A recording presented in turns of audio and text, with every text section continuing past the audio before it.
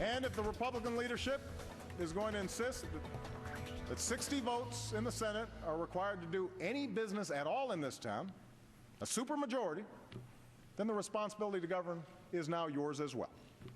Just saying no to everything may be good short-term politics, but it's not leadership. What does he mean now? I mean, wasn't the responsibility shared in the first place? But at any rate, President Obama was addressing... We digress. Yes. President Obama was addressing the Republicans last night in this big speech, the State of the Union address last night.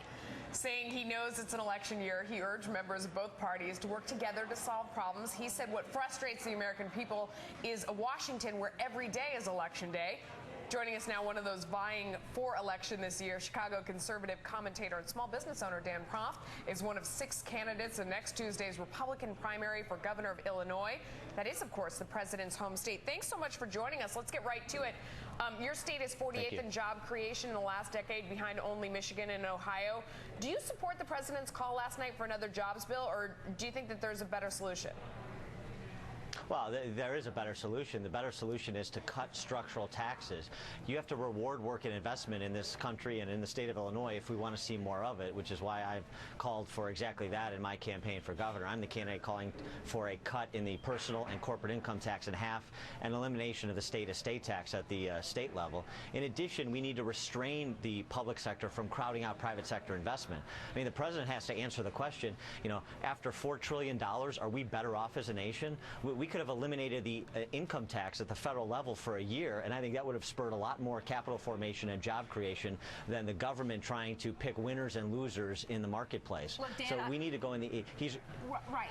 Go ahead, I'm sorry. I'm no fan of higher taxes, but that being said, if you pass forward a big corporate tax break, if you pass forward big tax breaks on business owners and the middle class and the wealthy, then how do you get revenue to, say, pay for a bank bailout that's needed to save the economy?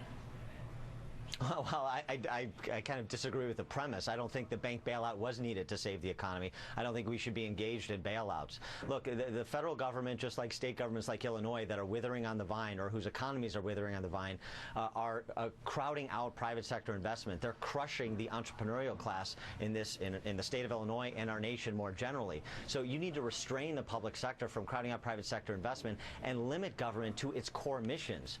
So transportation infrastructure, Medicaid, Medicare programs, state and federal pension systems, and our K through 12 and higher education systems. Anything beyond that, the government is getting beyond its core competencies, and we need to rein it back in. Yeah. What did you think of the tone of the speech overall? I mean, do you think he did anything to quell the Tea Party fervor? We know you are hoping to capitalize on that same sentiment that swept Scott Brown into office.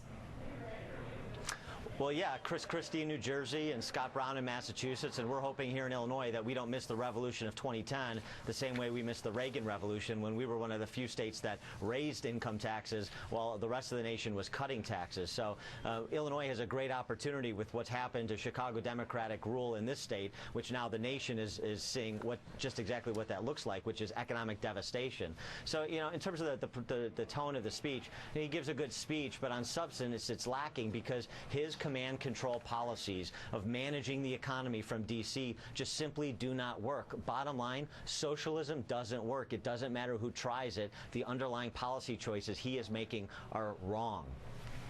All right, Dan Proft, thanks so much for joining us.